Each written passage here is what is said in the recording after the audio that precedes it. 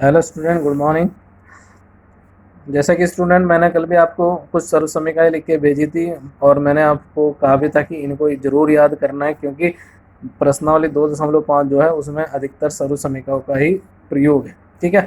और 2.5 क्या, ये तो हम चाहे 9th की बात कर लो चाहे 10th की बात कर लो, इन सर्व समीकरणों के बिना काम चलेगा ही नहीं। आगे भी पता नहीं कितनी जगह इनका प्रयोग होना है, तो उसी पर आधारित प्रश्नावली 2.5 है। इसका पहला सवाल हमने लिया है, उपयुक्त सर्व समीकरणों का उपयोग करके निम्नलिखित गुणनफल को ज्ञात करना।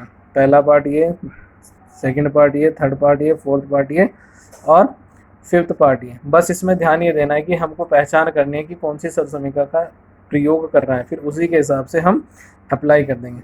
जैसे पहला पार्ट है x+10 और x+4 और x+10। यहाँ पर हम देख रहे हैं कि दोनों कोष्टक में पहला पद जो है समान है और दूसरा पद जो है बदला हुआ है। तो यहाँ पर हम देख सकते हैं कि हमारे पास एक सर्व समीकरण थी x+a इंटू x+b, जिसमें पहला पद समान होता था और दूसरे पद अलग अलग होते थे। ठीक है। तो x का मान x हो गया और a का मान 4 हो गया और b का मान 10। ये हमारे पास सर्व समीकरण थी x+a इंटू x+b बराबर x² plus a plus b into x plus A B. बस x की जगह x का मान, a की जगह 4 आ गया, b की जगह 10 आ गया। तो इसमें भी हम ऐसे ही रख देंगे, x की जगह x है, a की जगह 4, b की जगह 10। ठीक है। तो ये x² हो गया, 10 और 4 14 गुणा x, तो क्या हो जाएगा 14x और 4 दशम 40। तो x+10, x+4 और x+10 का गुणनफल कितना आ गया, x² प्लस 14x प्लस 40। ठीक है। इसी प्रकार दूसरा सवाल दिया गया है, देखो 3x+4 और 3x माइनस 5। यहाँ पर भी पहले पद दोनों समान है, तो x का मान 3x हो गया, a का मान 4 हो गया और b का मान -5। सेम सर्व समीकरण है। ठीक है, लिखी सर्व समीकरण और बस मान पुट करने हैं। x की जगह 3x आ गया, a की जगह 4 आ गया, b की जगह -5 आ गया। तो x की जगह 3x का स्क्वायर, a की जगह 4, b की जगह -5, चूंकि b का मान माइनस में तो अलग से कोष्टक में ले लिया। ठीक है।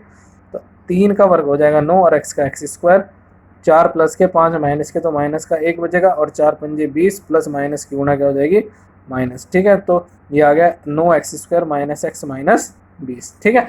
इसी प्रकार से एक सवाल और लिया है, यहाँ पर हम देख सकते हैं y² प्लस 3/2 और y² माइनस 3/2। जब पहले पद भी समान हो और दूसरा पद भी समान हो, बस चिन्हों का अंतर हो, तो उसके लिए एक सर्व समीकरण थी x plus Y into X minus Y बराबर x² माइनस y²। तो यहाँ पर अंतर कितना है, x की जगह आ गया y² और y की जगह आ गया 3/2।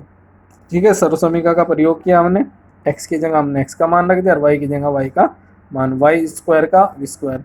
जब वर्ग का वर्ग होता है तो घातों की आपस में गुणा करना है, मतलब घात की घात होती है तो घातों की आपस में गुणा करनी होती है।